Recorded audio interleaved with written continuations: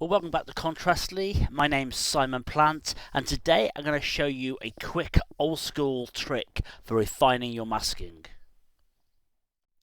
So I've just completed a shoot that's on screen at the moment, and as you can imagine, it involved a lot of masking, which is nothing new for me.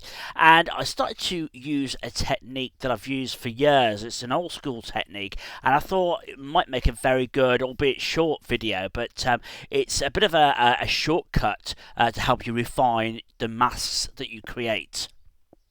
So this is the final image, and these models were shot on quite a light background. So we have got a little bit of fringing, which is quite evident on the black tuxedo here, which you'll see in a second.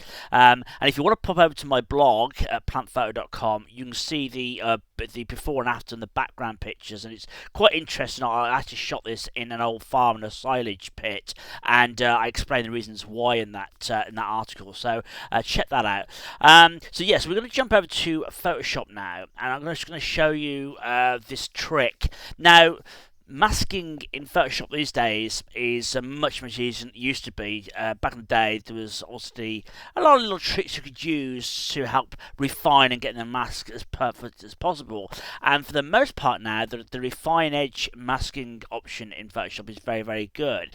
But there is times when you still have to do a little bit of manual work. So I'm going to show you this technique. So I always start off when I mask. I normally 90% of the time start off with a pen tool and make a path around the subject. Okay, and that is gets me, I would say, 90% there. But it always needs refining. And when I need it refining, I generally go into the refine edge mask. So I would highlight the mask, go to select, and then go into select and mask, which is what it's now called. It's just recently changed, it's been refined a bit more. And from here, I would go in and I would obviously make adjustments to these panels and try and get the mask as perfect as possible. Now, sometimes that works fine, but other times, as in this image, you've got a lot of sharp edges, but you've also got some more softer edges, and then you've got the hair as well. And the thing about this refined mask is that, you know, you can get it sometimes get one perfect but not both at the same time. So sometimes I'll get the image looking great in, say, the hair and the softer edges, and then open it up and then find that some of the harder edges are still not perfect. So there's a couple of options open to you. The one option is to go back in and remask again, but for the other areas, and then you have to jump through a few hoops and obviously merge the two masks together. But it's possible, and I do use that option when I need to. So you do one mask, refine mask for, say, the softer hair areas, and then you go back in and you create another completely new mask for the harder areas, and then you have to go in within Photoshop afterwards, as I said, and combine those two masks together. The other option is that, let me just come out of here, the other option is, and again, you might find you have to do this anyway, when you come to the areas that we're going to look at, you could highlight the mask, get a brush with black, and just very slowly go around the image and start painting away some of the areas that you're trying to get rid of. And as I said, that's okay on small bits. When you've got a lot of areas, it can become a bit of a long job. So what I sometimes do is the following. I'm just going to move down here. Is I will grab the lasso tool. Okay, make sure that my mask is highlighted, not the image, the mask. I will draw a lasso, or a selection, I should say, around a certain area. Remember, I'm on the mask. Go to Image, Adjustments, and Curves, okay? And we're not working on an adjustment layer here, we're working directly on the mask. So what we can do is grab your curve, and we're going to darken it. And as we darken it, take a look at the fringing that we had. It starts to recede, okay? It might not go all the way, you might have to go over it a couple of times, but it starts to disappear. Okay, like so. We could try and do it again. Image, adjustment, curves. Okay, it might not get rid of all of it, but it's getting rid of the majority of it, okay? and the rest of it we might have to go in by hand. So let me just deselect that. So at this point, I could zoom in, and from where we were a second ago, which was there, we've now got to that stage. So we've done a lot of the work already. So I'll get a brush tool now, get my pen, and we want a small brush.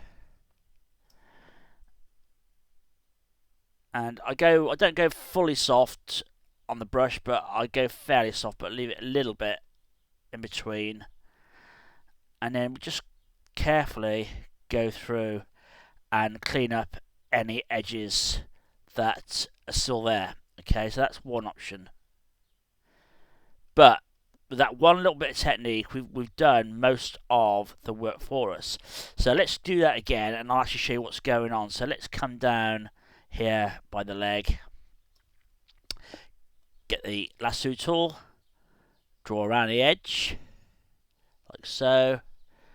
Make sure we're on the mask, not the image, but the mask. And then go to Image, Adjustment, Curves. And again, we want to darken that, and that is what they call choking the mask. Okay? If we want to go the other way, we can actually make that fringing worse. There may be a reason why you would at some point. I can't think of one personally, but that is the option. So that is choking is what we're using at the moment. Okay, so what's actually happening? Well, let's go into the mask and have a look. Remember, white reveals, black conceals. So if we go and do our adjustment, what we're actually doing is we're either increasing the amount of black in the image or decreasing. So if we push it up, we're making the white revealing more, hence we get that more of the fringing. If we darken the mask, you can see the edge, if you look very carefully there, you can see the edge jumping in and out. So by darkening that, we're actually increasing the amount of black. So white reveals, black conceals. So we're concealing that edge. But we're doing it, obviously, in one area, rather than trying to do it all around the image and messing up some of our better parts that are masked perfectly. We can selectively do it this way. Okay, so it's a good, easy way. It might not fix a whole lot, but it's a good, easy way to very quickly get rid of a lot of your fringing problems. Okay, so just gonna do that again. It might be worth going over twice.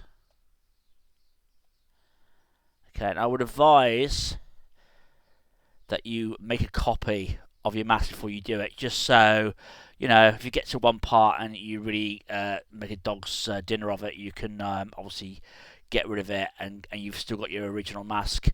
So image, just curves, and like I said, it might not clear up every bit, but it will get you much closer to where you want to be without spending hours with a brush in your hand trying to do it by hand, like so. And that is pretty much the tutorial. Not very long, I'll give you, but like I said, it's an old school trick called spreading and choking, and I hope you've enjoyed it. And until next time, I'll catch you later. Cheers for watching.